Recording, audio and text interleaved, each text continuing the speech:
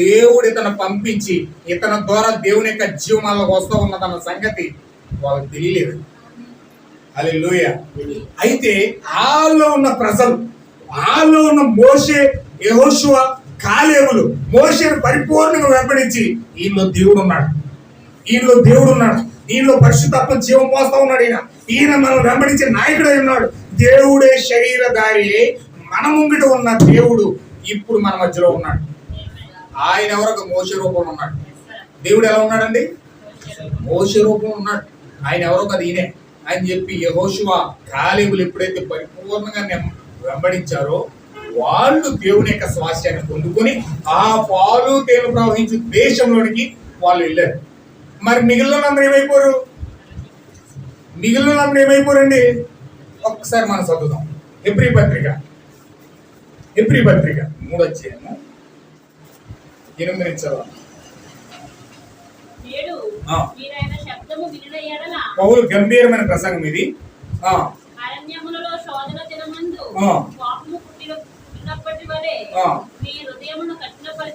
మీ హృదయమును కఠినపరచుకొనుడి, 40 సంవత్సరములు నా కార్యములు చూసి మీ పితరులు నన్ను పరీక్షించి శోధించిరి. కావున నేను ఆ తరము వారిని విసిరి మీరు ఎల్లప్పుడూ తమ హృదయాలోచన తప్పిపోచున్నారు, నా మార్గమును తెలుసుకోలేదు కనుక నేను కోపముతో ప్రమాణం చేసినట్టు వారు నా విశ్రాంతిలో ప్రవేశింపరని చెప్పింది. సహోదరులారా, జీవం గల దేవుని విడిచిపెట్టినటువంటి విశ్వాసం లేని దుష్ట హృదయం మీలో ఎవరియందైనా ఒకవేళ ఉండునేమో అని జాగ్రత్తగా చూసుకోండి. నేడు మీరు ఆయన శబ్దం విని ఎడల కోపము పుట్టించినప్పటి వలె మీ హృదయంలో కఠినపరచుకొనకూడని ఆయనతో చెప్పిన కనుక పాపము వలన కలుగు భ్రమ చేత మీలో ఎవడను కఠినపరచుకున్నట్లు నేడు అనబడు సమయం ఉండగానే ప్రతి దినమును ఒకరినొకడు బుద్ధి చెప్పుకోండి. ఎలయనగా మొదట నుండి మనకున్న దృఢ విశ్వాసము అంతకు ముందు గట్టిగా చేపట్టిన వారి వల్ల క్రీస్తులో పాలివారమై ఉండుము. విని కోపం పుట్టించిన వారెవరు? మోషే చేత నడిపించబడి ఐగుప్తు నుండి బయలుదేరి వచ్చిన వారే కదా. ఎవరి మీద 40 ఏళ్ళు ఆయన కోపడించాను? పాపం చేసిన వారి మీదే కదా. వారి శవములు అరణ్యంలో రాలిపోయేను. వీళ్ళు మోషే ఇచ్చిన మన్నా తిన్నారు. వీళ్ళు మోషే పగలగొట్టిన యోర్దానులో నుంచి వెళ్ళారండి. వీళ్ళు మోషే పూరేళ్ళు ఇస్తే తిన్నారు. వీళ్ళు బండలో నుంచి నీళ్లు వస్తే తాగారు. నీళ్లు రక్తం అవడం చూశారు, తెగుళ్ళు రావడం చూశారు. 10 తెగుళ్ళు ఐగుప్తు దేశంలో కుమ్మరిస్తే వీరు కళ్ళారా చూశారు. ఐగుప్తు దేశంలో తొలిచూని కుమారుని చంపడానికి దేవుడు గొర్రెపిల్లనిస్తే ఆ గొర్రెపిల్ల రక్తం ఇశ్రాయేలు ద్వారబంధం మీద రాసుకుంటే మరణంతో ఆ ఇంట్లోకి రాకుండా నేరుగా ఐగుప్తు దేశంలో వెళ్ళి జ్యేష్ఠ కుమారులు అందరూ కూడా చంపబడేసింది. కళ్ళు అప్పగించి మరీ చూశారు. ఏమండి, అద్భుత కార్యాలు చేయడం చూశారు. తెగుళ్ళు వారి మీద అన్యజనుల మీద పడ్డం చూశారు. నీళ్లు రక్తం అవడం చూశారు. బండలో నుంచి నీళ్లు వస్తే తాగారు. ఎర్ర సముద్రం చీలిపోతే మధ్యలో నుంచి నడిచి వెళ్ళిపోయారు. హల్లెలూయా. ఇన్ని కార్యాలు స్వయంగా వాళ్ళ కల్లారా చూసిన వ్యక్తులు దేవుడు ఏం చెప్తున్నాడు పౌలు గారి ద్వారా? వారి శవాలంట అరణ్యంలో పిట్టల్లా రాలిపోయాడు. దేనికోసం? వారు ప్రార్థన పరులు కాదా? బహుభయంకరమైన ప్రార్థన పరులు. దేవుడు అంటే నమ్మకం లేదా? అత్యంత నమ్మకం ఉందా వీళ్ళకి? దేవుడి కార్యాలు చూడలేదా? సంఘాలకు వెళ్ళలేదా? దేవుడు వెంబడించలేదా? బైబిల్ చదవలేదా? ఎన్నో అనేకమైన కార్యాలు వాళ్ళు చూశారు. కానీ దేవుని వాక్యాన్ని, దేవుని యొక్క నిబంధనను శరీరం ధరించి దేవుడే వాళ్ళ మధ్యలో జీవాన్ని మోస్తూ ఉంటే, దేవుడే జీవం కలిగి శరీరధారి అయి దేవుని యొక్క జీవాన్ని మోషే ద్వారా మోస్తూ ఆ వ్యక్తులకు జీవాన్ని ఇస్తే, ఆ జీవాన్ని వారు పొందుకోవడానికి బదులుగా అత్తని పైన ఏం చేస్తున్నారు? నెపాలు మోపుతున్నారు, అపండాలు మోపుతున్నారు, తిరగబడుతున్నారు. మాకు ఫుడ్ ఎట్టట్లేదు, మాకు భోజనం పెట్టట్లేదు, మాకు మాంసం పెట్టట్లేదు, మాకు అది పెట్టట్లేదు, ఇది పెట్టట్లేదు అని చెప్పి వాళ్ళు తిరగబడి పోరాటం చేశారు తప్ప వాక్యము జీవమై శరీరధారి అయి మన మధ్యలో తిరుగుతా ఉన్నదన్న సంగతి వారు గుర్తించలేదు. అందుకే దేవుడితో 40 సంవత్సరాలు వాళ్ళు తిరిగినా అరణ్యంలో శవాలైపోయి రాలిపోయారు. దేవుడు కోపంతో ప్రమాణం చేశాడట. ఏమని ప్రమాణం చేశాడంటే, వీళ్ళు నా విశ్రాంతిలో ప్రవేశించరన్నాడు. హల్లెలూయా. దేవుని నామమునకు మహిమ కలుగును గాక. ఈరోజు మన క్రైస్తవులమైన, ఈరోజు మనం ప్రార్థనకు వెళ్తున్నా, ఈరోజు మనం అనేక సంఘాలకు తిరుగుతున్నా, అనేక మీటింగ్లకు తిరుగుతున్నా, అనేక సభలకు వెళ్తున్నా, కానీ మనము దేవుని యొక్క జీవం మోస్తున్న ప్రవర్త భూమి మీదకి వస్తే అతన్ని గుర్తించలేనప్పుడు, ఆ జీవం మనం పొందుకోలేనప్పుడు మనం ఏమైపోతుందో తెలుసండి. ఇజ్రాయేలీల అరణ్యంలో ఎలాగైతే రాలిపోయారో ఈరోజు క్రైస్తవులు కూడా అలా రాలిపోతారు. హల్లెలూయా. మరి నేను సంఘానికి వెళ్తానండి, నాకు చాలా విశ్వాసం అండి, దేవుడు అంటే నాకు చాలా ఇష్టం అండి, నేను ప్రతి వారం చర్చికి వెళ్ళిపోతానండి అని చాలా మంది చాలా రకాలుగా ప్రగల్భాలు పలకొచ్చు. కానీ ఎన్ని ప్రగల్భాలు పలికినా దేవుని యొక్క తీర్పు వాళ్ళ మీద పడినప్పుడు అరణ్యంలో శవాలైపోతారు. ఎలాగైతే వాళ్ళు శవాలుగా రాలిపోయారో ఈరోజు దేవుని యొక్క జీవాన్ని మోస్తున్న వ్యక్తిని గుర్తించకపోతే వాళ్ళు కూడా క్రైస్తవులు కూడా తిరిగి జాగ్రత్తగా మీరు గమనించాలి సుమా. నేను సబ్జెక్ట్లోకి వస్తా ఉన్నా, కొంచెం జాగ్రత్త గమనించండి. ఆ రోజు మోషే వాళ్ళలో ఉండి మనం నడుస్తున్నాడు.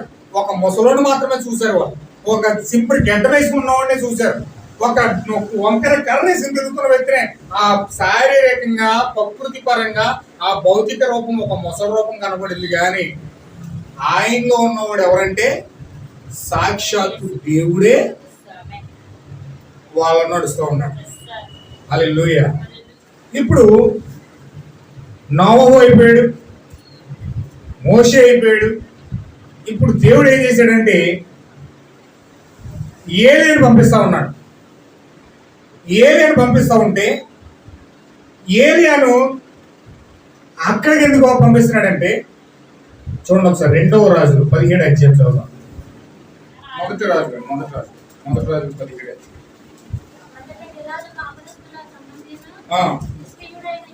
తిష్బీయుడైన ఏలియా వచ్చి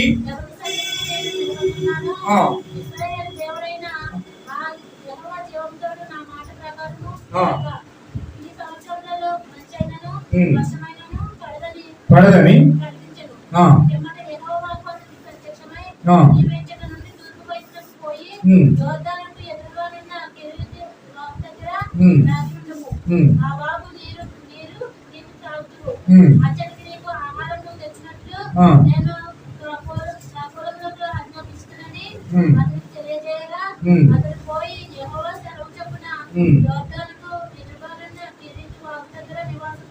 చేసెను.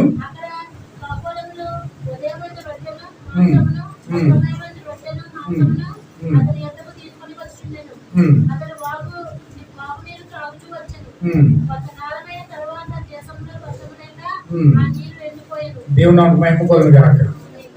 ఇక్కడ ఒక ప్రత్యేకమైన వర్తమానం నేను చెప్పబోతా ఉన్నాను. కొంచెం జాగ్రత్తగా మీరు పట్టుకోవాలని ప్రభు అయిన యేసుక్రీస్తు నామమున మనవి చేస్తా ఉన్నాను. ఇప్పుడు మీరు బైబిల్ స్పష్టంగా పరిశీలిస్తే, మీరు బైబిల్ పరీక్షించి దాన్ని మీరు ఆత్మ సంబంధమైన విషయాలు కనుక మీరు పట్టుకోవడానికి దేవుడు మీకు అనుమతిస్తే, ఇక్కడ దేవుని యొక్క గ్రంథంలోనే దేవుడిని నమ్ముతున్న వారిలోనే 2 రకాలుగా మనుషులు ఇక్కడ కనబడతా ఉన్నారు. ప్రతి గ్రంథంలోని కూడా ఆది కాండం నుంచి కూడా ప్రకటన గ్రంథం వరకు కూడా 2 విత్తనాలు భూమి మీద వెళ్తా ఉన్నాయి. ఈ 2 విత్తనాలలో ఒకే దేవుణ్ణి నమ్ముతున్న వ్యక్తులు, ఒకే దేవుణ్ణి ఆరాధిస్తున్న వ్యక్తులు, కానీ వారి స్వభావ రీత్యా, వారి ఉద్దేశాల రీత్యా, వారి యొక్క విధానాలు, ఆరాధనలు సపరేట్గా కనబడుతూ ఉన్నాయి. ఆది కాండం శ్రేష్టమైన బలిపీఠం మనం మొదలుపెట్టి, ఆది కాండం మొట్టమొదటి గ్రంథంలో మనం మొదలుపెట్టింది ఏంటంటే, అక్కడ కయ్యేను హేబేలు కనబడుతూ ఉన్నారు. కయ్యేను యొక్క ఆరాధన వేరేగా కనబడుతుంది, హేబేలు యొక్క ఆరాధన వేరేగా కనబడుతుంది. కానీ ఇద్దరు యెహోవానే ఆరాధిస్తున్నారు. ఇద్దరు కూడా యెహోవాకే బలిపీఠం కట్టారు. ఇద్దరు కూడా యెహోవానే స్తుతి చేస్తా ఉన్నారు. ఇద్దరు కూడా యెహోవానే మహిమపరుస్తూ ఉన్నారు. కానీ వారి యొక్క ఆరాధన క్రమం అనేది ఇద్దరికి చాలా వ్యత్యాసంగా కనబడుతుంది. హేబేలేమో రక్తం పట్టుకుని వస్తా ఉన్నాడు, కయ్యనేమో ఫ్రూట్స్ పట్టుకుని వస్తా ఉన్నాడు. హల్లెలూయా. మనం చూసాం, ఫ్రూట్స్ అనగా క్రియలకు సాదృశ్యంగా కనబడుతుంది, రక్తం అనగా విశ్వాసానికి సాదృశ్యంగా కనబడుతుంది. అంటే నిజమైన విశ్వాసులు, నిజమైన దేవుని యొక్క విత్తనాలు, నిజమైన దేవుని యొక్క పిల్లలు అనబడిన వారు ఎలా ముందుకు వెళ్తారంటే, వారు ఎలా ముందుకు తీసుకెళ్తారంటే వారి జీవితాలు విశ్వాసం ద్వారా వాక్యాన్ని వెంబడిస్తారు. ఇంకొక రకమైన గుంపు ఎలా ఉంటుందంటే వారు క్రియల ద్వారా దేవుని వెంబడిస్తారు. హల్లెలూయా. దేవుని యొక్క వాక్యాన్ని వెంబడించేది రెండు రకాలుగా ఇక్కడ మనం చూస్తా ఉన్నాం. ఒక గుంపేమో విశ్వాసంతో వాక్యాన్ని వెంబడిస్తుంది, ఒక గుంపేమో క్రియల ద్వారా వెంబడిస్తుంది. క్రియలు లేని విశ్వాసం మృతమే అని బైబిల్ చెప్తుంది, రైటే.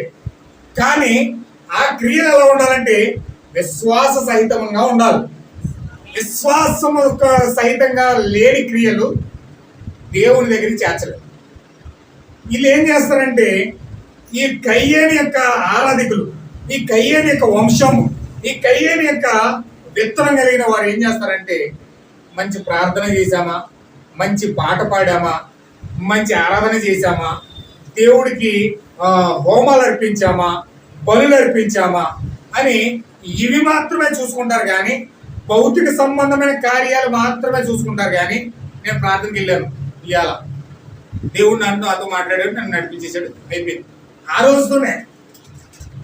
రోజుతోనే అది అక్కడికి పరిమితం. నేను చర్చికి వెళ్ళాను, కానుకేసాను, అయిపోయింది. నేను చర్చికి వెళ్ళాను, ప్రార్థన చేశాను, అయిపోయింది. నేను చర్చికి వెళ్ళాను, పాట పాడాను, అయిపోయింది. నేను చర్చికి వెళ్ళాను, ఆ పని చేశాను, ఈ పని చేశాను, అయిపోయింది. అంటే వీళ్ళు స్వనీతిగా ఆ క్రియల ద్వారా ఆ కాలంలో ఆ సమయంలో దేవుడి దగ్గరికి వచ్చి మాత్రమే ఆ మాటలు వ్యక్తపరుస్తారు. కానీ వాళ్ళ హృదయంలో నుంచి విశ్వాసం ద్వారా దేవుణ్ణి నమ్మి వాక్యాన్ని వెంబడించి తత్వం వీళ్ళు కనపడుతుంది. ఎంతమందికి అర్థమవుతుందన్నమాట? అంటే కేవలం ఆదివారం గుర్తొస్తేనే దేవుడి యొక్క సన్నిధి, బైబిల్ గుర్తొస్తాయి. దేవుని యొక్క బైబిల్ సన్నిధి గుర్తొచ్చింది ఎప్పుడంటే ఆదివారం మాత్రమే. దాని నిజమైన క్రైస్తవుడు ఏం చేస్తాడు తెలుసండి? ప్రతి దినము వాక్యంతో నడుస్తాడు, ప్రతి దినము కూడా వాక్యంతో ముందుకెళ్తాడు. దేవుని నామమునకు మహిమ కలుగును గాక. ఇక్కడ ఏలియా గుంపు కనబడుతుంది. ఇంకొక వ్యక్తి ఎవరు ఉన్నారంటే అహాబు అని ఒక వ్యక్తి ఉన్నాడు. ఇక్కడ అహాబు అనే గుంపు కనపడుతుంది. అహాబు ఇశ్రాయేలీడే, ఏలియా కూడా ఇశ్రాయేలీడే. అహాబు యెహోవా దేవుని ఆరాధిస్తున్నాడు, ఏలియా కూడా యెహోవా దేవుని ఆరాధిస్తున్నాడు. హల్లెలూయా. కానీ అహాబు యొక్క ఆరాధనలో తేడా ఉంది, అహాబు యొక్క ఆరాధనలో వ్యత్యాసం ఉంది, ఏలియా యొక్క ఆరాధనలో వ్యత్యాసం ఉంది. ఏలియా దేవుడు పంపించిన వ్యక్తి, అహాబు తనకు తానుగా రాజుగా తండ్రి యొక్క వారసత్వాన్ని తీసుకున్న వ్యక్తి. అంటే తండ్రి యొక్క వారసత్వం, తండ్రి రాజు, ఆ రాజు యొక్క రాజరికాన్ని తీసుకుని ముందుకు వెళ్తా ఉన్నాడు అహాబు. కానీ ఏలి అలా కదా, నేరుగా దేవుని చేత జీవాన్ని మోసుకొని ప్రజలకు జీవాన్ని ఇవ్వడానికి వచ్చిన వ్యక్తి. ఇట్ ఈస్ ఆల్సో మోషే ఎలాగైతే వచ్చాడో, నోవహు ఎలాగైతే వచ్చాడో, అదే వేలో ఏలియా కూడా వస్తా ఉన్నాడు. నోవహు కాలంలో నోవహు పిల్లలకు నోవహు జీవం ఇస్తే, మోషే కాలంలో మోషే ఆ పిల్లలకు జీవం ఇస్తే, ఏలియా కాలంలో ఏలియా ఆ కాలంలో ఉన్న పిల్లలకి జీవం ఇవ్వడానికి దేవుడు పంపించిన వ్యక్తి. ఆమేన్, హల్లెలూయా. ఇప్పుడు దేవుని జీవం ఎక్కడ ఉందంటే ఏలియా దగ్గర ఉంది. దేవుని యొక్క జీవం ఎక్కడ ఉందండి? ఏలియా దగ్గర ఉంది. ఇప్పుడు ఏలియా దేవుడు పంపించిన వ్యక్తి. పిస్పీడ్ అని ఏలియా సడన్ గా వచ్చేసాడు, వాళ్ళ మధ్యలోకి వచ్చాడు. ఎందుకు వచ్చాడు తెలుసా అండి? ఎందుకు వచ్చాడు తెలుసా? ఇక్కడ ఏలియా వెర్షన్, దేవుడు ఏలియాని పంపిస్తున్నాడు. ఇజ్రాయేల్ నడిపించిన ఒక నాయకుడిగా అహాబు ఉన్నాడు. ఈ అహాబు ఏం చేశాడంటే అధికార దాహంతో, భయంకరమైన అధికార దాహంతో అతను ఏం చేశాడంటే ఒక అన్యురాలైన యెజబెల్ని వివాహం చేసుకున్నాడు. అన్యురాలైన యెజబెల్ వివాహం చేసుకుని అన్యురాలైన యెజబెల్ని ఇశ్రాయేల్ దేశానికి ఎప్పుడైతే తీసుకొచ్చాడో ఆమె రాణి అయిపోయింది, రాణి స్థానంలోకి వెళ్ళిపోయింది. ఆమె ఒక పూజారి కూతురు అండి. ఒక పూజారి కూతురు అయితే ఆమె ఏం చేసిందంటే యెహోవా దేవుడి కోసం ఆమెకి ఏం తెలియదు. చిన్నప్పటి నుంచి యెహోవా దేవుడిని ఆమె ఆరాధించలేదు. యెహోవా దేవుడి కోసం మాత్రం ఏమి తెలియదు ఆమెకి. కేవలం అహాబు ఆమెకు అందాన్ని బట్టి, ఆమె రాజ్యాన్ని బట్టి అధికార వాంఛతో వెళ్ళి వివాహం చేసేసుకున్నాడు. అయితే ఆమె తీసుకొచ్చిన తర్వాత ఆమె ఏం చేసిందంటే అహాబుని ఏదో వంటగదికి పరిమితం చేసేసి, అహాబుని వంటగదికి పరిమితం చేసేసి ఈమె పూర్తిగా ఆ యొక్క రాజు యొక్క అధికారాన్ని తీసుకుని ఆ యొక్క ఆజ్ఞలన్నీ కూడా ఈమె జారీ చేస్తాం మొదలుపెట్టి. ఈమె జారీ చేస్తాం. రాజముద్ర ఉంటుంది, రాజుకు ఉంగరం ఉంటుందండి. ఆ రాజు యొక్క ఉంగరం ముద్ర వేస్తారనమాట. ఏదన్నా ఆజ్ఞ జారీ అయిందంటే, ఏదన్నా జీవో, ప్రభుత్వం మనకు జీవో ఏదన్నా చట్టం చేయాలంటే ముందు జీవో విడుదల చేస్తారు. ఎలా విడుదల చేస్తారో అలాగే రాజు దగ్గర నుంచి, ప్రభుత్వం దగ్గర నుంచి ఒక జీవో విడుదల చేయడానికి రాజముద్ర కావాలి. ఆ రాజముద్ర ఉంగరం అనమాట. ఆ ఉంగరం రాజు చేతికి ఉంటుంది. ఆ యొక్క ఉంగరం యెజబెల్ ఎట్టేసుకుంది. పురుషుడు పరిపాలించవలసిన దేశాన్ని, పురుషుడికి అప్పగించిన దేశాన్ని ఈమె పూర్తిగా ఈమె తీసేసుకుని ఈమె ఉంగరం ధరించేసి అహాబును వంటగదికి పరిమితం చేసేసింది.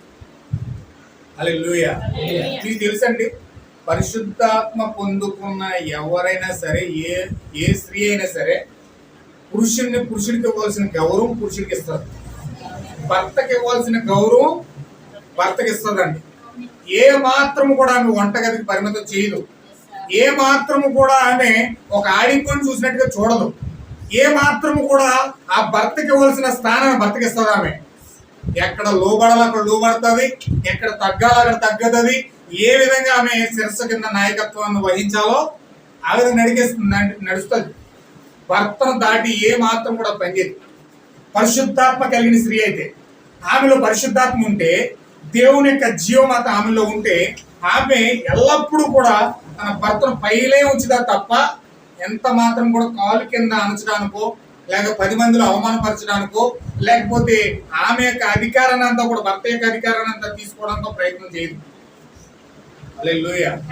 అలా చేస్తుందంటే పరిశుద్ధాత్మ ఆమెలో లేదు.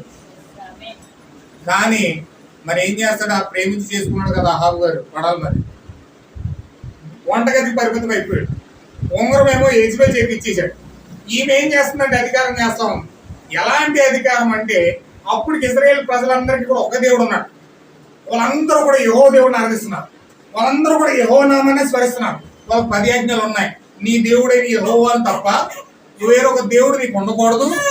పైన ఆకాశం అంతే గాని, భూమి మీద గాని, భూమి కింద నీళ్ళ ఎందే గాని ఏ ప్రతిమ కూడా మీరు చేసుకోకూడదని 10 ఆజ్ఞల్లో మొట్టమొదటి ఆజ్ఞ వాళ్ళకు ఉంది. దేవుడు నన్ను మహిమగలను కాక. జాగ్రత్తగా మీరు గ్రహించాలని మనం చేస్తాం.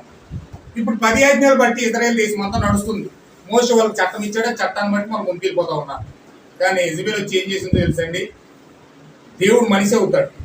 ఎందుకంటే దేవుడు మనిషి అవుతాడని దేవుని యొక్క ప్రవర్తన పంపించి, ప్రవర్తన ద్వారా జీవాన్ని మోసుకెళ్తా ఉన్నాడు. ప్రవర్తన ద్వారా దేవుడు జీవాన్ని ప్రజలకు ఇస్తా ఉన్నాడు. యెజబెల్ ఏం చేసిందంటే, దేవుడు ఎలాగా మనిషి అవుతాడు, దేవుడు మనిషిలా ఉండాలి. దేవుడు జీవం ఇవ్వాలంటే గాలిలో నుంచి ఇవ్వలేడు. లేకపోతే చూడండి, దేవుడు ఎప్పుడు కూడా జీవాన్ని ఇచ్చే మార్గం ఏంటంటే, చాలా మంది తొలిపేసేసి ప్రార్థన చేస్తారు పరిశుద్ధాత్మ పొందేసుకున్నారు. పరిశుద్ధాత్మ పొందేసుకోవడానికి రుజువు ఏంటంటే, చాలా మంది తొలిపేసేసి ప్రార్థన చేసేసి మీరు పరిశుద్ధాత్మ పొందేసుకున్నాం 40 రోజులు చేసేసాం, 50 రోజులు చేసేసాం, 100 రోజులు చేసేసాం, పరిశుద్ధాత్మ పొందేసుకున్నాం అంటారు.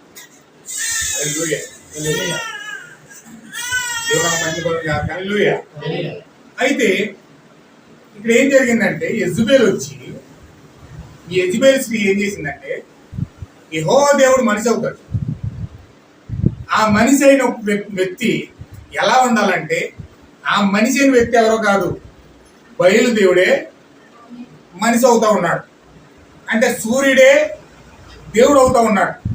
ఆ సూర్య దేవుడి యొక్క దేవత ఎవరంటే అష్టారితే దేవత అని ఒక విగ్రహం తయారు చేసి, ఒక సూర్యదేవుని, బయలుదేవుడు అని ఉంటాడు. బయలు అంటే అర్థం ఏంటంటే సూర్యుడని. చూడండి, ఫోటోలు వెనకాల ప్రతి ఒక్క ఫోటో వెనకాల సూర్యుని పెడతారు. అది విగ్రహాలు అవని, యేసుక్రీస్తు అవని, అది ముస్లిం అవని, ఎవరైనా సరే ఏదైనా ఫోటో పెట్టారంటే ఫోటో వెనకాల సూర్యుని పెడతారు. అంటే అసలైన దేవుడు ఎవరంటే ఎందుకని ఫోటోలో కనిపించే వ్యక్తి కాదు, ఆ ఫోటో తల దగ్గర ఉన్న వెనకాల ఉన్న సూర్యుడు అనమాట. అంటే అసలైన దేవుడు ఎవరంటే సూర్యుడు. సూర్యుడు ఎవరంటే బయలు. అంటే బయలు దేవుడే నిజమైన దేవుడు. ఆ బయలు దేవుడినే చిన్నప్పటి నుంచి యెజబెల్ ఆరాధించింది. ఆ బయలు దేవుడినే చిన్నప్పటి నుంచి యెజబెల్ పూజించింది. ఇప్పుడు ఆ దేవుడిని ఇశ్రాయేలు దేశంలో తీసుకురావడం కోసం యెహోవా దేవుడే బయలు దేవుడు. ఆయన ఎవరో కాదు, సూర్యుడు అనే సూర్యుడు బొమ్మ తయారు చేసి వాళ్ళందరి మధ్యలో పెట్టి ఆ యొక్క యెహోవా బలిపీఠాలన్నీ పడగొట్టేసి సూర్య దేవుని యొక్క బలిపీఠాలు కట్టేసింది. హల్లెలూయా.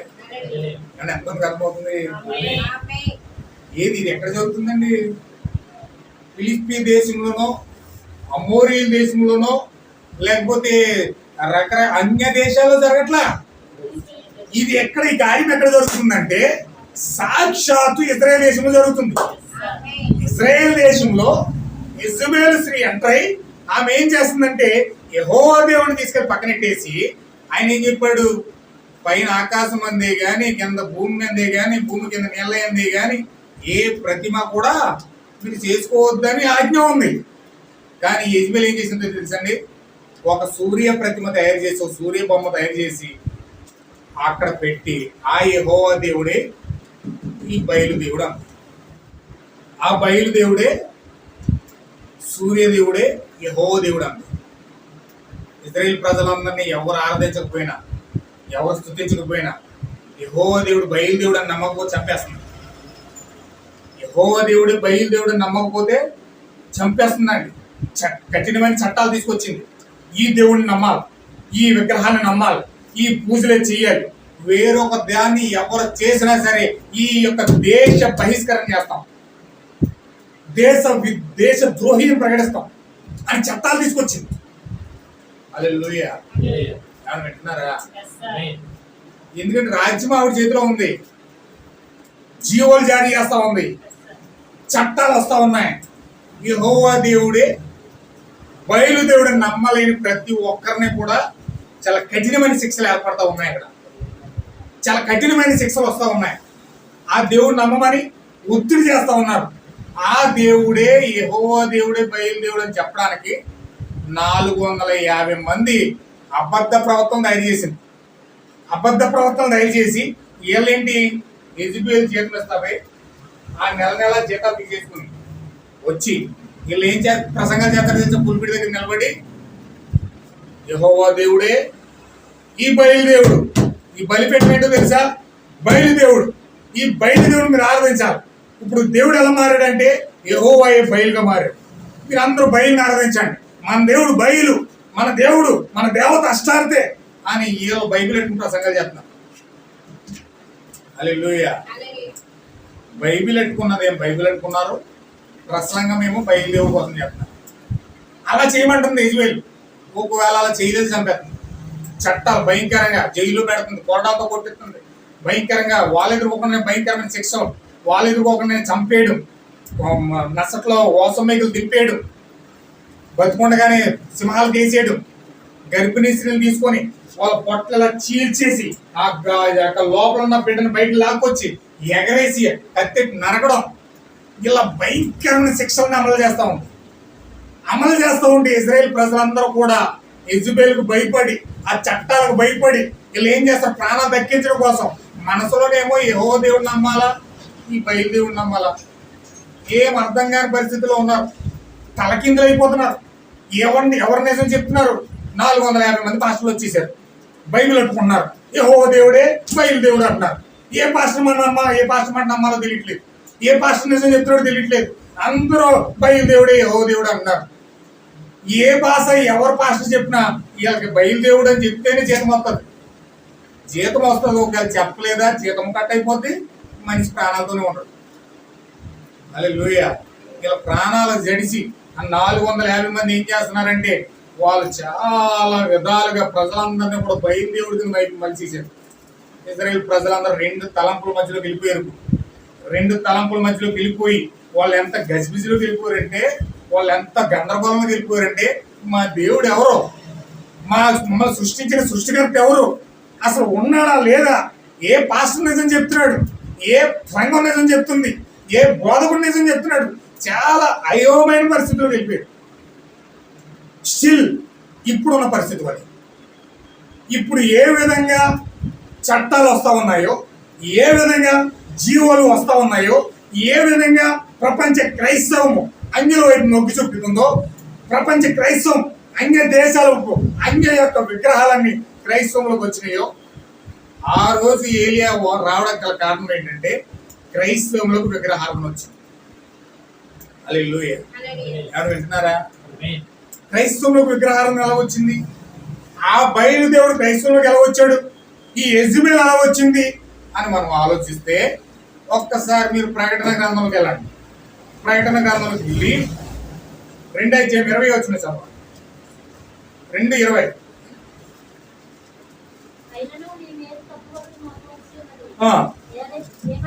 ఏమనగా చెప్పుకొనుచున్న యెజబెలు స్త్రీని, అంటే ఎక్కడో పాత నిబంధనలో రాజుల గ్రంథంలో కనపడిన యెజబెలు స్త్రీ మళ్ళీ ఇప్పుడు ప్రకటన గ్రంథంలో కనపడుతుంది. మళ్ళీ ప్రకటన గ్రంథంలో వచ్చేసింది. ఈ ప్రకటన గ్రంథంలో ఈ స్త్రీ ఎలా వచ్చిందంటే, ఇప్పుడు నువ్వు ఉండనిచ్చుచున్నావు ఎవరితో మాట్లాడుతున్నాడే, సంఘంతో మాట్లాడుతున్నాడు దేవుడు. అంటే యెజబెలు స్త్రీ ఎక్కడికి వచ్చిందంటే ఇప్పుడు సంఘంలోకి వచ్చింది. ఇప్పుడు ఈ సంఘంలో ఉండి ఎలా సంఘంలోకి వచ్చి ఏం చేస్తుందంటే, ఈ యెజబెలు స్త్రీ ఏం చేస్తుందంటే, ఆ యొక్క ప్రకటన గ్రంథం 17 అధ్యాయం మనం చదివితే, ఈ 17 అధ్యాయంలో యెజబెలు స్త్రీ ఏం చేస్తుందంటే 7 తలకాయలు కలిగి ఉంది, 10 కొమ్ములు కలిగి ఉంది. ఇప్పుడు 10 కొమ్ములు 7 తలకాయలు కలిగి ఒక మద్యాన్ని ప్రపంచానికి సప్లై చేస్తా ఉంది. హల్లెలూయా. అది కూడా చదవండి ఒకసారి. 7 దేవదూతల్లో కొంచెం జాగ్రత్తగా వినండి సుమా. ఒకడు వచ్చి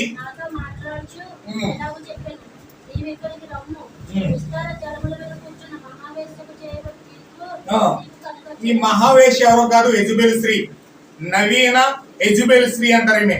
ఈ యెజబెలు నవీన స్త్రీ అంటే సంఘమై ఉన్నది. ఈ నవీన సంఘం యెజబెలు అయి ఉన్నది. భూరాజులంతా వ్యభిచారం చేశారు, మత్తులయ్యారు. కొనిపోగా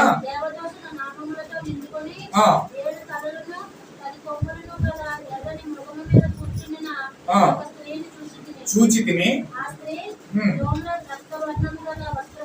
ధరించుకుని ముచ్చములతోను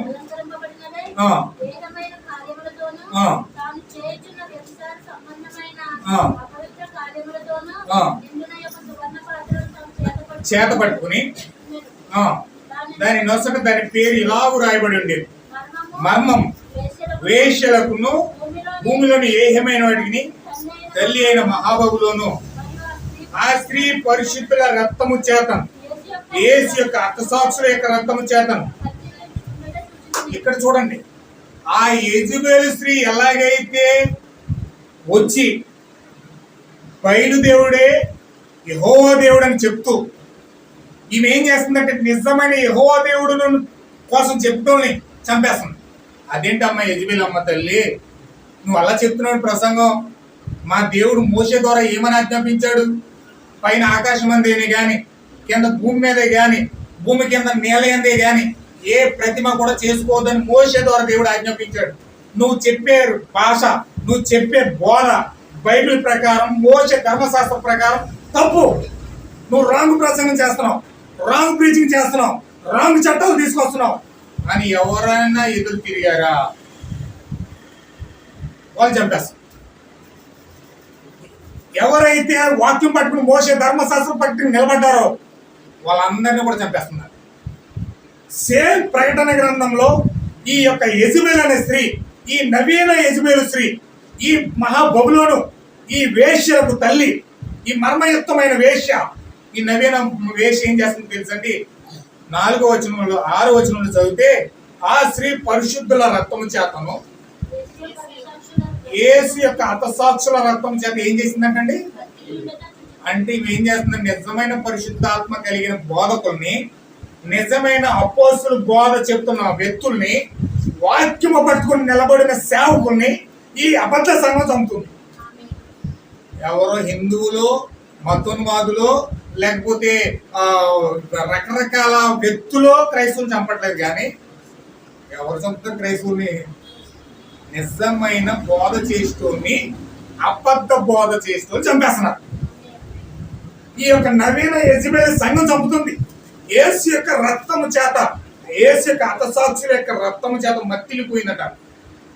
ఈమె అంత భయంకరంగా సంఘాన్ని నడిపిస్తూ యెజబెల్ స్త్రీ ఆ బయలుదేవుడిని సంఘంలో తీసుకొచ్చింది. ఆ యెజబెల్ స్త్రీ బయలుదేవుడి సంఘంలోకి ఎలాగైతే తీసుకొచ్చిందో, ఇప్పుడు ఈ యెజబెల్ స్త్రీ బయలుదేవుడిని సంఘంలో తీసుకొచ్చింది. ఆ బయలుదేవుడు ఎవరో కాదు, ఆయనే తమ్మూజ్ అయి ఉన్నాడు. ఆ తమ్మూజే క్రిస్మస్ అయి ఉన్నాడు. ఆమేన్, హల్లెలూయా. మీరు ఎందుకు క్రిస్మస్ చేస్తున్నారో తెలుసా అండి? క్రిస్మస్ అంటే అర్థం ఏంటో తెలుసా? బయలుదేవుడి యొక్క ఆరాధన అయి ఉన్నది. వాడే తమ్మూజ్ అయి ఉన్నాడు. ఆ తమ్మూజ్ యొక్క ఆరాధనే క్రిస్మస్ గా ఈరోజు సంఘాల్లో సెలామణి అవుతా ఉంది. అంటే నువ్వు క్రిస్మస్ చేస్తావు అంటే నువ్వు ఆరాధన చేసేది ఎవరికో తెలుసా? నేరుగా బయలుదేవుడికి ఆరాధన చేస్తున్నావు. అసలు క్రిస్మస్ ప్రవేశపెట్టింది ఎవరో తెలుసా? ఈ మర్మయుక్తమైన వేశ్య మహాబబులోని అనే తల్లి ఆ యొక్క యేసు యొక్క హతసాక్షులను చంపేసి, నిజమైన యేసు యొక్క హతసాక్షుల యొక్క రక్తము చేత మత్తులుతూ ఉండి, ఈమె నిజమైన పరిశుద్ధులను చంపేసి బయలుదేవుడిని క్రిస్మస్ రూపంలో సంఘంలో తీసుకొచ్చింది. అష్టార్తే దేవత యొక్క దేవతను ఈస్టర్ రూపంలో తీసుకొచ్చింది. అష్టార్తే దేవత ఏమో ఈస్టర్ రూపంలో వస్తే, బయలుదేవుడేమో క్రిస్మస్ రూపంలో వచ్చింది. హల్లెలూయా. అంటే ఆ రోజు యెజబెలు సంఘంలోకి వచ్చి ఎలాగైతే విగ్రహారాధన ప్రవేశపెట్టిందో, ఈ రోజు క్రైస్తవంలోకి నవీన యెజబెలు నిజమైన సంఘంలోనికి అబద్ధ బోధన కల్పించేసింది. హల్లెలూయా. ఇప్పుడు అలాంటి బోధన అడ్డుకట్టేయడానికి వీళ్ళు ఏం చేశారు తెలుసండి? నిజమైన బలిపీఠాలు పడగొట్టేశారు. నిజమైన బలిపీఠాలు, యెహోవా దేవుని యొక్క బలిపీఠాలు పడగొట్టేశారు. శ్రేష్టమైన బలిపీఠాలు పడగొట్టేశారు. అద్భుతమైన బలిపీఠాన్ని పడగొట్టేశారు. దేవుని యొక్క బలిపీఠాలు పడగొట్టేశారు. ఇప్పుడు పడగొట్టేసి బయలుదేవుడి యొక్క బలిపీఠాలు కట్టారు. ఏంటి బయలుదేవుడి యొక్క బలిపీఠం? తండ్రి కుమార పరిశుద్ధాత్మలో బలిపీఠం అంటే ఇది కదండి. మీకు బాగా అర్థం అవ్వడానికి మీ మైండ్ లో బలంగా ఫిక్స్ చేసుకుని బలంగా పెట్టుకోండి. బలిపీఠం అనగా బోధ. ఏంటండి? బోధ, ప్రీచింగ్. అంటే నిజమైన దేవుని యొక్క స్వరం, దెయ్యం యొక్క స్వరం ద్వారా కట్టబడిన బలిపీఠం ఉన్నది, దేవుని యొక్క స్వరం ద్వారా కట్టబడిన బలిపీఠం ఉన్నది. దేవుని యొక్క స్వరం ద్వారా కట్టబడిన బలిపీఠమేమో, దేవుని యొక్క బోధ ద్వారా కట్టబడిన బలిపీఠమేమో శ్రేష్టమైన బలిపీఠం అవుతా ఉంది. దెయ్యం యొక్క బలిపీఠం ద్వారా కట్టబడిన బలిపీఠలేమో బయలుదేవుడి యొక్క బలిపీఠాలు అవుతా ఉన్నాయి. ఇప్పుడు నిజమైన దేవుని యొక్క బోధ ఏలియా తీసుకురావడం సిద్ధంగా ఉన్నాడు. దేవుని యొక్క బలిపీఠాలను పడగొట్టేసింది యెజబెల్.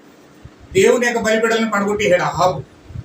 శాస్త్రాలు విధించేసి, చట్టం తయారు చేసేసి, 450 మంది అబద్ధ బోధకులు తయారు చేసేసి, వాళ్ళే నిజమైన అబద్ధ బోధ చేస్తూ బయలుదేవుడే యెహోవా దేవుడు అని చెప్తున్నారు. హల్లెలూయా. అయితే ఇక్కడ జరుగుతున్నది ఏమిటంటే, ఏలే వచ్చాడు. ఏలే వచ్చి తిక్సిడని ఏలే వచ్చి ఏం చేశారు తెలుసండి? మొట్టమొదటిగా యెజబెలు అహాబు ఏ బలిపీఠాలు అయితే కట్టారో ఆ బలిపీఠాలు కట్టడానికి సిద్ధపడుతున్నాడు. ఇది చెప్పి నేను ముగిస్తాను. కొంచెం జాగ్రత్తగా పట్టుకుని రాజుల గ్రంథంలోకి వెళ్ళిపోతాం. 1 రాజులు 20వ వచనం. ఇశ్రాయేలు వద్దకు దూతలను పంపి ప్రవక్తలను కర్మేలు పర్వతం సమకూర్చెను. ఏలియా జనులందరి దగ్గరికి వచ్చి, ఎన్నాళ్ళ మట్టుకు? ఏంటండి 2 తలంపులు? కాబట్టి ఏలియా అడుగుతున్నాడు. ఇప్పుడు జనాలందరిని అడుగుతున్నాడు. ఏలియా వచ్చాడు, ప్రజల దగ్గరికి వచ్చాడు. ఏలియా ప్రజల దగ్గరికి వచ్చి ఏలియా ఏమడుగుతున్నాడంటే, ఎన్నాళ్ళ మట్టుకు మీరు 2 తలంపుల మధ్యలో తడబడుతున్నారు అన్నాడు. ఏంటి 2 తలంపులు? వీళ్ళు ఏ 2 తలంపుల మధ్యలో ఉన్నారంటే, మనం యెహోవా దేవుని ఆరాధించాలా, బయలుదేవుని ఆరాధించాలా? యెహోవా దేవుడిని ఆరాధించాలా, బయలు దేవుడిని ఆరాధించాలా అంటే ఈ యొక్క యెజబెల్ యొక్క బోధ ఏం చేసిందంటే కన్ఫ్యూజ్ లో పెట్టేసింది. కన్ఫ్యూజ్ లో వెళ్ళిపోయి అంటే యెహోవాని నమ్మాలా, బయలు నమ్మాలా? యెజబెల్ ఏం చెప్తుందంటే యెహోవాయే బయలుని నమ్మమంటుంది, యెహోవాయే బయలుని నమ్మమంటుంది. ఈరోజు సంఘం ఏం చెప్తుందంటే దేవుడు ముగ్గురై ఉన్నారని నమ్మమంటుంది. దేవుడు ముగ్గురై ఉన్నారు, ముగ్గురు నమ్మితేనే మనం పరలోకం వెళ్తాం. తండ్రి, కుమార, పరిశుద్ధాత్మ ముగ్గురు దేవుడు నమ్మితేనే మనం పరలోకం వెళ్తాం. త్రియేక దేవుడు, త్రిత్వేక దేవుడు, ముగ్గురు దేవుళ్ళు మనం నమ్మి ముగ్గురు దేవుల ద్వారా బాప్తిజం పొందితేనే పరలోకం వెళ్తాం. క్రిస్మస్ చేస్తేనే పరలోకం వెళ్తాం, ఈస్టర్ చేస్తేనే పరలోకం వెళ్తాం. ఏమండి, ఇవే విషయాలు ఈరోజు సంఘానికి ప్రజలు పాస్టర్లు నేర్పిస్తున్నారు. హల్లెలూయా. అన్నిటికంటే భయంకరమైన బోధ ఏంటంటే దేవుడు ఒక్కడ ముగ్గురు. యెజబెల్ వేసిన విత్తనం ఏమైంది అంటే ఇద్దరు వచ్చేస్తున్నారు అక్కడ. యెజబెల్ విత్తనం ఏం చేసిందంటే బయలా, యెహోవా? అదే ప్రశ్న ఈరోజు క్రైస్తవులో ఉంది. దేవుడు ముగ్గురా, ఒకడా? ముగ్గురు అంటాడు ఒకడు, ఒకడే అంటాడు ఒకడు. కొంతమంది ముగ్గురు ఉన్నారని నమ్మితేనే పరలోకం అంటాడు, కొంతమంది ఒకరున్నారని నమ్మితేనే పరలోకం అంటాడు. ఎవరి మాట నమ్మాలి? అందుకని క్రైస్తవులు తెరం లేకుండా పోయింది. అన్ని వదిలేసి బ్రాంతి చౌకులు పరిగెడుతున్నారు. ఎందుకు వచ్చిందో పొరవి పాషల దగ్గరికి వెళ్తే పొరవ తినేస్తున్నారు. వీళ్ళు ఏయో చెప్తారు కానీ ఏం చెప్తారో అర్థం కావట్లేదు. ఎందుకు వచ్చింది తలపోటీ అని చెప్పేసి పాస్టర్ని వదిలేసి బ్రాంతి చౌకులు పరిగెట్టే వాళ్ళు ఒకరు, వేశ్య గృహాలకు పరిగెట్టే వాళ్ళు ఒకరు. ఏమండి, రకరకాల పరిస్థితులు కానీ చర్చి మానేసిన వాళ్ళు చర్చి మానేసి భయంకరంగా గందరగోళంగా కలిసిన వాళ్ళు ఎక్కువ మంది ఉన్నారు. ఎందుకని ఒకడు వచ్చి ఒకటి చెప్తాడు, ఇంకొకటి వచ్చి ఇంకొకటి చెప్తాడు, ఇంకొకటి వచ్చి ఇంకొకటి చెప్తాడు, ఇంకొకటి వచ్చి ఇంకొకటి చెప్తాడు. 100 మంది 100 రకాలుగా చెప్తాడు. హల్లెలూయా. నోవహు ప్రవక్తి కాలం మీద ప్రవక్త ఏం చెప్తాడంటే ఒక మాట చెప్పాడు. దేవుడు నోవహును ఓడకట్టమన్నాడట.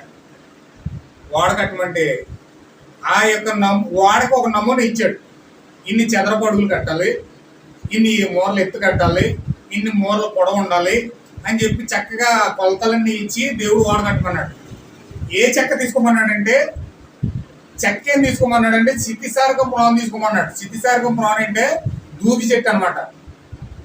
దూది చెట్టు తీసుకుని వాడు చేయడానికి వచ్చాడు. వడ్రంగి మేస్త్రి, పెద్ద వడ్రంగి మేస్త్రి, అతను ఇంజనీర్ ప్లాన్లు లేదనమాట. ఆ వడ్రంగి మేస్త్రి వచ్చి ఏం చేస్తాం అన్నాడు. దేవుడు నన్ను వాడకట్టమన్నాడు, భయంకరమైన జలప్రాలయం వస్తుంది, ఈ జలప్రాలయం నుంచి మీరు కాపాడబడాలంటే ఓడలోకి వెళ్ళాలి, ఓడ కట్టమన్నాడు అని చెప్పాడు. సరే, మంచి ఓడ కట్టు అయితేనే ఏ చెక్క వాడతావేంటి అన్నాడు. దేవుడు నాతో చెప్పాడు సితిసారకం ప్రాణం పెట్టమని అన్నాడు. ఈయన అన్నాడంట, ఏంటి సితిసారకం ప్రాణం పెడతావా? కనీసం మీకు తెలుసండి, సితిసారకం ప్రాణం కనీసం పొయ్యిలో కూడా పెట్టరు. వాటర్ కాసుకోవడానికి, నీళ్ళు కాసుకోవడానికి కనీసం పొయ్యిలో పెడితే అది మంట రాదండి, బూడు వస్తుంది, పొగ వస్తుంది, అది పొగ వచ్చేస్తుంది, కనీసం మంట కూడా రాదు. పొయ్యిలో పెట్టడానికి కూడా పనికిరాదు. అది నీటిలో వేస్తే మొట్టమొదటిగా మునిగిపోయి చెక్క అదే. అసలు నువ్వు తెక్కలోడువా మంచోడు నాకు అర్థం కావట్లేదు. నీ దేవుడు ఇంకా తెక్కలోడు, నువ్వు దేవుడి దగ్గర నుంచి వచ్చిన ప్రవర్తన అంటున్నావు. మళ్ళీ వాడికి ఏ టేగ చెక్కో, లేకపోతే ఏ వేప చెక్కో, లేకపోతే ఏ మద్దెరి చెక్కో, లేకపోతే మంచి చెక్క జామాయి చెక్క వాడుకోవాలి తప్ప నువ్వేంటయ్యా సితిసారకపురాన్ని వాడతానంటావు? నువ్వు దేవుడితో మాట్లాడనంటున్నావు. దేవుడు అయితే ఎలా చెప్తాడా? దేవుడు అని సితిసారకపురాన్ని వాడమంటాడా? ఈ చెట్టు అసలు నీటిలో ఎట్టి మొట్టమొదటిగా మునిగిపోయేది అదే. నువ్వు తప్పుడు ప్రవర్తన, తప్పుడు బోధకుడు నువ్వు. అసలు ఇలాంటి ప్రసంగం చేయకు, నీకు పిచ్చెక్కిపోయింది, మెంటలెక్కిపోయింది నీకు. ఏదేదో మాట్లాడుతున్నావు తప్ప సితిసారకపురాన్ని వాడటం ఏంటి? వాడ కట్టాలంటే ప్రత్యేకంగా టేకు వాడాలి. నేను ఇంజనీర్ని, ఎంత చదివానో తెలుసా? నా చదువుకి తగిన ప్రతిఫలం మంచి పెద్ద కంపెనీలో ఉద్యోగం చేస్తున్నాను నేను. నా ఇంజనీర్ తనానికి చెప్తున్నాను, నీకు మెచ్చుకోవడానికి చెప్తున్నాను విను. ఇలాంటి చెక్క వాడితేనే నీవు జలప్రలయం మునిగిపోకుండా వాడు నిలబడుతుంది అన్నాడు. హల్లెలూయా. ఇంకొక సేపు చెప్పాడండి, ఇంకొక సేపు చెప్పాడండి, ఇంకొక సేపు చెప్పాడండి. అలా 100 మంది వచ్చి 100 చెట్ల రకాలు చెప్పారు. కానీ నవ్వు ఏమన్నాడు తెలుసండి? మీరు మనుషులు, మీరు మనుషు పరంగా బోధించే బోధనలన్నీ తీసుకొచ్చి నాకు చెప్తున్నారు. భూమి మీద ఉండే చెట్లతో నాకు పని లేదు, భూమి మీద ఉన్న వస్తువులతో నాకు పని లేదు. నా దేవుడు వాడ కట్టమన్నాడు, సిటిసారిగా వాడ కట్టమన్నాడు, నేను దానినే వాడతాను. ఒకవేళ అది ముడుగుపోయినా నాకు అనవసరం. దేవుడు దాన్ని తీసుకోమన్నాడు, నేను దాన్నే తీసుకున్నాను. హల్లెలూయా. నిజమైన దేవుని యొక్క ప్రవర్త చేసే పని. ఎవరు వింటున్నారా? కొంచెం ఒక 10 నిమిషాలు సహించండి, నేను త్వరగా ముగిస్తాను. మరి ఇప్పుడు ఏలియా వచ్చి 2 తలంపుల కోసం మాట్లాడుతున్నాడు. ఇప్పుడు 100 రకాల ప్రసంగాలు చేసినప్పుడు 100 రకాల ఆలోచన తీసుకున్నావు. ఏ ఆలోచన తీసుకుంటావు? 100 ప్రసంగాలు విన్నావు అనుకోండి, ఏ ప్రసంగం తీసుకుంటావు? 100 రకాల ఆలోచన విన్నావు అనుకోండి, ఏ ఆలోచన తీసుకుంటావు? 100 మంది పాస్టర్ ప్రసంగాలు విన్నావు నువ్వు, ఏ పాస్టర్ ప్రసంగం నీలో ఆత్మ సంబంధమైన అభిషేకం తీసుకొచ్చింది? ఏమో నాకేం తెలుసు. దేవుడు ఇష్టం లేదా? దేవుడు ఇష్టం. ప్రార్థనకి వెళ్తలేదా? ప్రార్థనకి వెళ్తున్నాం, కానీ నీలో అభిషేకం వచ్చిందా లేదా? దేవుని యొక్క జీవం వచ్చిందా లేదా? ఏమో నాకు తెలియదు. మరి ఎంతమంది ప్రసంగాలు విన్నావు, ఎంతమంది వాక్యాలు విన్నావు, నువ్వు ఇన్ని రకాలుగా చర్చికి వెళ్ళావు. అయితే ఇప్పుడు మనుషులకి ఏంటంటే గలిబిలి, ఏ ప్రసంగం ద్వారా దేవుడు మనలోకి వస్తాడో తెలియదు, దేవుడు ఏ ప్రసంగం ద్వారా మనకు జీవం ఇస్తాడో తెలియదు, ఏ పాస్టర్ బోధిస్తే మనకు జీవం వస్తుందో తెలియదు. హల్లెలూయా. ఎంతమందికి అర్థమవుతుందండి? ఈ గుండెల మీద చేసింది చెప్పండి. మీరు పలానా పాస్టర్ బోధిస్తే నాకు పరిశుద్ధాత్మ వస్తుంది అని ఎవరైనా చెప్పగలరా? దేవుని విధానం ఎప్పుడు ఏంటంటే డైరెక్ట్ గా రాడు. కొర్నేలి ఇంట్లో దేవుడు ప్రార్థన చేస్తున్నాడు. కొర్నేలి ఇంట్లో ప్రార్థన చేస్తుంటే దేవుడు పరిశుద్ధాత్మ కావాలని దేవుడు ఏం చేశాడు తెలుసండి? ఎప్పేగు ప్రాంతంలో, ఇటలీ పటాలం అనే ప్రాంతంలో ఒక మేడ గదిలో పేతురు ఉన్నాడు, పిలిపించుకోండి అన్నాడు. దేవుడు ఇవ్వలేదండి డైరెక్ట్. దేవుడు డైరెక్ట్ గా పరిశుద్ధాత్మ ఇవ్వడు. పరిశుద్ధాత్మ ఎప్పుడు ఒక మనిషి ద్వారానే ఇస్తాడు. కానీ ఏ మనిషి ద్వారా ఇస్తాడన్న సంగతి వాక్యం ద్వారా మనం గుర్తించాలి. కానీ వీళ్ళు ఏం చేస్తున్నారంటే, ఇప్పుడు బయలుదేవుడు విత్తనం ఇస్తాడా, ఏలియా విత్తనం ఇస్తాడా, యెహోవా దేవుడు విత్తనం ఇస్తాడా, బయలుదేవుడు విత్తనం ఇస్తాడా? నిజమైన దేవుడు బయలా లేకపోతే యెహోవా? ఏ దేవుడిని అయితే వీళ్ళు నమ్మాలో ఆ దేవుడి మీద అవిశ్వాసం వచ్చేసింది. హల్లెలూయా. ఇప్పుడు మనం ఏ యేసుక్రీస్తుని అయితే నమ్మాలో అదే యేసుక్రీస్తు మీద విశ్వాసం వచ్చేస్తుంది. దేనికి? అనేకమైన ప్రసంగాలు విని విని విని ఏ దేవుడిని నమ్మాలో తెలియక మనం ఏం చేస్తున్నాం అంటే దేవుడిని వదిలేస్తాం. ఇక్కడ ఏలియా ఏమడుగుతున్నాడంటే చూడండి 21వ వచనంలో, ఏలియా జనులందరి దగ్గరికి వచ్చి, ఎన్నాళ్ళ మట్టుకు మీరు 2 తలంపుల మధ్యలో ఉంటారు? యెహోవా దేవుడైతే బయలుదేవుడైతే ప్రకటన చేయగా పోయి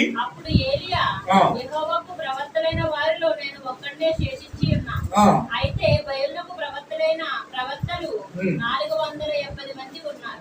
మీకు 2 ఎడ్లు ఇవ్వండి, మాకు 2 ఎడ్లు ఇవ్వండి. వారు వాటిలో ఒక దాన్ని కోరుకొని దాన్ని ఇక్కడ చరిత్ర అంతా ఇక్కడ చెప్పబడుతుంది. ఆయన బలిపీఠం కోసం మాట్లాడుతున్నాడు. ఇక్కడ బలిపీఠం ఎలా కట్టబడిందంటే, ఆ ఎద్దులను వధించి ఆ ముక్కలను పేర్చి 12 రాళ్ళు పేర్చి బలిపీఠం కట్టబడుతూ ఉంది. దేవుడు బలిపీఠాన్ని శ్రేష్టమైన బలిపీఠాన్ని కట్టాడు. ఆ యొక్క బలిపీఠాన్ని దేవుడు అంగీకరించాడు. అక్కడ బయలుదేవుడు యెహోవా దేవుడు అన్న సంగతి తేలిపోయింది. వాళ్ళందరూ కూడా యెహోవా దేవుని గుర్తించి యెహోవా పక్షాన్ని చేరారు. హల్లెలూయా. అయితే ఇక్కడ విషయం ఏంటంటే, వాళ్ళందరూ యెహోవా పక్షాన్ని చేరినా, యెహోవా పక్షాన్ని ఉన్న యెహోవా స్వరం వినటం లేరు. అక్కడ 7,000 మంది అక్కడ యెహోవా స్వరం విన్నారు, యెహోవాని చేర్చుకున్నారు, యెహోవా దేవుడు నమ్మారు, అక్కడ వదిలేశారు. కానీ ఇక్కడ ఏం జరిగిందంటే 17వ అధ్యాయంలో దేవుడు 1 రాజుల గ్రంథంలో 17వ అధ్యాయంలో సారెపత్ అనే ఒక విధవరాలు ఉందండి. ఈ సారెపత్ అనే విధవరాలు దగ్గరికి ఏలియా వెళ్తా ఉన్నాడు. దేవుని మహిమ కలుగును గాక. ఎవరు వింటున్నారా? హల్లెలూయా. ఈ మాట చెప్పి నేను లాస్ట్కి వచ్చాను. ఇది నా లాస్ట్ అంశం. దీన్ని చెప్పి నేను ముగించేస్తున్నాను. జాగ్రత్తగా పోయి పట్టుకోండి. ఇప్పుడు వరకు మీకు అర్థమైంది అనుకుంటున్నాను నేను. హల్లెలూయా. పరిశుద్ధాత్మ పొందుకునే విధానం కోసం చెప్తా ఉన్నాను నేను. ఇప్పుడు పరిశుద్ధాత్మ ఎక్కడ పొందుకోవాలంటే శ్రేష్టమైన బలిపీఠం దగ్గర పొందుకోవాలి. ఇప్పుడు శ్రేష్టమైన బలిపీఠం దగ్గర పరిశుద్ధాత్మ పొందుకోవాలి కాబట్టి ఇప్పుడు ఆ బలిపీఠం ఎవరంటే, శ్రేష్టమైన బలిపీఠం ఎవరంటే ఆ గడియలో ఆ కాలంలో దేవుడు పంపించిన ప్రవక్త అయి ఉన్నాడు. హల్లెలూయా.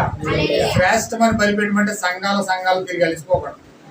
ఎన్ని సంఘాలు తిరిగినా ఏమీ దొరకదు, ఎన్ని చర్చిలకు వెళ్ళినా ఏమీ దొరకదు, ఎంతమంది పాస్టర్లు కలిసినా ఏం దొరకదు, ఎన్ని బైబిల్లో ఆ ప్రకటన గ్రంథం ఆదికాండం మొత్తం చదివేసిన ఏం దొరకదు. నువ్వు దేవుణ్ణి కలుసుకోవాలంటే శ్రేష్టమైన బలిపీఠం దగ్గరికి వెళ్ళాలి. ఆ శ్రేష్టమైన బలిపీఠం ఎవరంటే ఆ గడియల్లో దేవుని చేత పంపించబడిన దేవుని యొక్క ప్రవక్త అయి ఉన్నాడు. హల్లెలూయా. ఇప్పుడు దేవుని యొక్క ప్రవర్తను అక్కడ దేవుని యొక్క ప్రవక్త వచ్చి బలిపీఠం కట్టాడు. అక్కడ బలిపీఠం ఎలా కట్టాడంటే 12 రాళ్ళు చేర్చాడని మనం విన్నాం. ఈ 12 రాళ్ళు ఎవరండి? 12 మంది అపోస్తులు అయి ఉన్నాడు. ఇప్పుడు అపోస్తుల బోధన పునరుద్ధరించేది ఎవరంటే ఏలియా ఉన్నాడు. ఏలియా వచ్చి అపోస్తుల బోధన పునరుద్ధరిస్తాడు, బలిపీఠం కడతాడు. అక్కడ శ్రేష్టమైన బలిపీఠం కట్టబడుతుంది. అయితే శ్రేష్టమైన బలిపీఠాన్ని 7,000 మంది నమ్మారు కానీ ఎవరు కూడా వాళ్ళ హృదయాలు చేర్చుకోలేదు. హల్లెలూయా. ఏమన్నా వింటున్నారా? ఇదిగోండి చూడండి, మోషే 20 లక్షల మందిని తీసుకొచ్చాడు. శ్రేష్టమైన బలిపీఠం దగ్గర ఎంతమంది వచ్చారంటే 20 లక్షల మంది వచ్చారు. 20 లక్షల మంది మోసే దగ్గరికి వచ్చేసారు. మోషేని వెంబడించారు. రక్తం నీరావడం చూశారు, బండలో నుంచి నీళ్ళు రావడం చూశారు, ఎర్ర సముద్రం చీలిపోవడం చూశారు. ఏమంటే అన్ని కార్యాలు చూసినా కానీ 20 లక్షల మంది వచ్చారు. కానీ అందులో శ్రేష్టమైన బలిపీఠం యొక్క లోనిచ్చే స్వరం అన్నది ఎవరో తెలుసండి? యెహోషువ, కాలేబు. ఆ యొక్క మోషేను శ్రేష్టమైన బలిపీఠంలో నుంచి ఒక స్వరం వస్తా ఉంది. ఆ స్వరాన్ని ఆలకించింది ఎవరంటే మోషే, యెహోషువ. మిగతా 20 లక్షల మంది ఏమయ్యారండి? అరణ్యంలో రాలిపోయారు. ఏలియా వచ్చాడు. ఏలియా వస్తే 7,000 మంది 2 తలంపుల మధ్యలో వేలాడకుండా, అయ్యా మీరు రండి మీకు దేవుని చూపిస్తానని చెప్పి బలిపీఠం కట్టి ఆ యొక్క ప్రార్థన చేసినప్పుడు అగ్ని ఆ బలిపీఠం మీద సంహరించబడినప్పుడు 7,000 మంది నమ్మారు. కానీ ఒక్కరు కూడా ఆ బలిపీఠంలో నుంచి వస్తున్న స్వరాన్ని ఆలకించలేదు. కానీ దేవుడు ఏం చేశాడంటే, ఏలియా నీవు ఆ స్వరాన్ని వినిపించావు కాబట్టి ఎవరో పట్టించుకోలేదు కాబట్టి నీ స్వరం వినడానికి ఒక స్త్రీని నేను ప్రత్యేకపరిచాను. నీ స్వరం వినడానికి ఒక స్త్రీని నేను ప్రత్యేకపరిచాను. ఆ స్త్రీ దగ్గరికి నేను పంపించడానికి ఇప్పుడు నిన్ను సిద్ధపరుస్తున్నాను. ఆ స్త్రీ ఎవరో కాదు, సారి